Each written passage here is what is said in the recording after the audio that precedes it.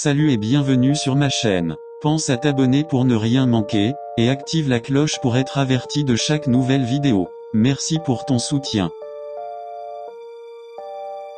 C'était la soirée du Nouvel An, et j'avais invité quelques amis proches chez moi pour célébrer.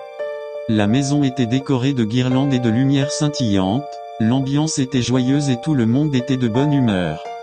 Nous étions une petite dizaine, riant et dansant, lorsqu'un détail étrange m'a frappé. À un moment donné, en servant des boissons dans la cuisine, j'ai remarqué qu'il y avait un invité que je n'avais pas vu arriver. Il se tenait dans un coin, silencieux, presque invisible au milieu de la fête. Je n'avais jamais vu ce type, mais il semblait parfaitement à l'aise parmi nous. Il riait, participait aux conversations, mais chaque fois que je croisais son regard, j'avais un étrange frisson. C'était comme s'il me scrutait, mais d'une manière qui me mettait mal à l'aise. J'ai demandé à l'un de mes amis d'où venait ce type, mais il a répondu qu'il ne savait pas non plus qui il était, ni comment il était arrivé ici.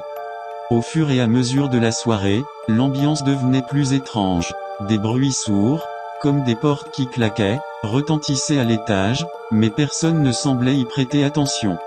Je me suis aventuré dans le couloir, et là, j'ai entendu un murmure venant de l'escalier. Quand je suis remonté, j'ai remarqué que certaines portes étaient ouvertes, comme si quelqu'un les avait fouillées. Je me suis dirigé vers l'entrée pour prendre un peu l'air, et là, je l'ai vu encore, seul dans un coin, l'air presque trop calme. Quand il m'a regardé, il a souri d'une manière qui m'a glacé le sang. Mon cœur a commencé à battre plus fort, mais je n'ai pas su pourquoi. C'est alors que j'ai eu un mauvais pressentiment. J'ai observé à nouveau ses gestes, son comportement. Je n'avais jamais vu cet homme entrer.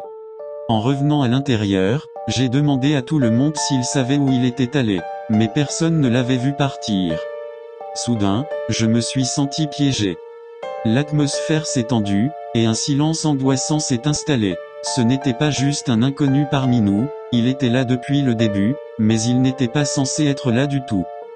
Je suis monté précipitamment à l'étage, les cheveux dressés sur la tête, mon cœur battant à tout rompre. Et là, dans l'ombre de la chambre, j'ai vu un autre détail, une porte entr'ouverte, des traces de pas qui n'avaient rien à faire là. Quand je l'ai ouverte, une ombre a bougé dans la pièce.